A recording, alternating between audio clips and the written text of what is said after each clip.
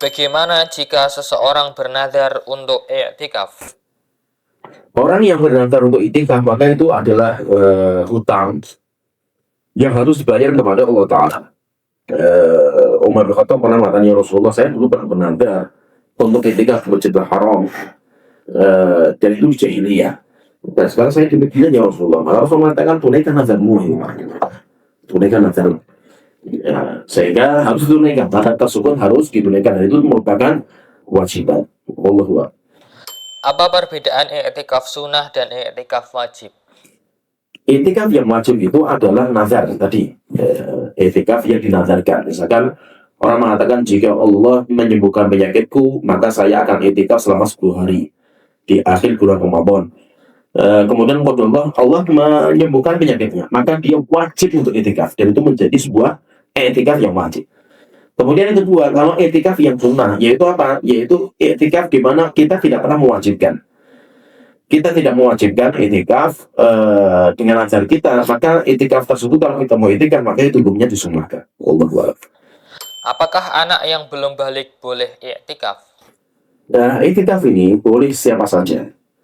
Mau anak kecil, mau orang sudah tua renta, lansia, demikian juga mau anak-anak muda, boleh siapa saja. Yang penting dengan syarat tidak boleh mengganggu orang lain. Tapi kalau dia itu di masjid mengganggu orang lain, maka tidak dibolehkan. Karena tidak boleh saling mengganggu ibadahnya orang lain. Wallahu a'lam. Bagaimana adab tidur dan makan saat i'tikaf? Jadi makan dan tidur ketika itikaf, kalau yang penting di antara adabnya itu tidak boleh mengotori masjid. Maka kalaupun dia makan, silakan makan di masjid, tapi jangan mengotori. Kalau mengotori masjid, maka dibersihkan. Demikian juga tidur, jangan mengotori masjid. Maka tidur pakai tikar, dan tidak mengotori masjid ketika tidur.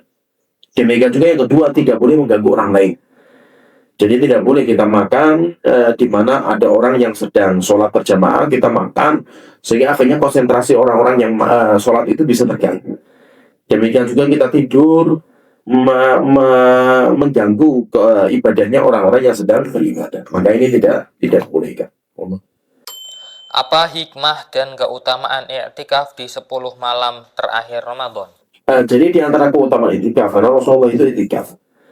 Jadi itikaf itu berdiam diri untuk mendekatkan diri kepada Allah Ta'ala. Jadi orang selama di dalam masjid itu dia itu sedang ibadah. Walaupun dia tidur, walaupun dia makan, walaupun dia ngobrol, dia itu sedang ibadah. Ibadahnya apa? Ya berdiam diri di masjid. Gitu.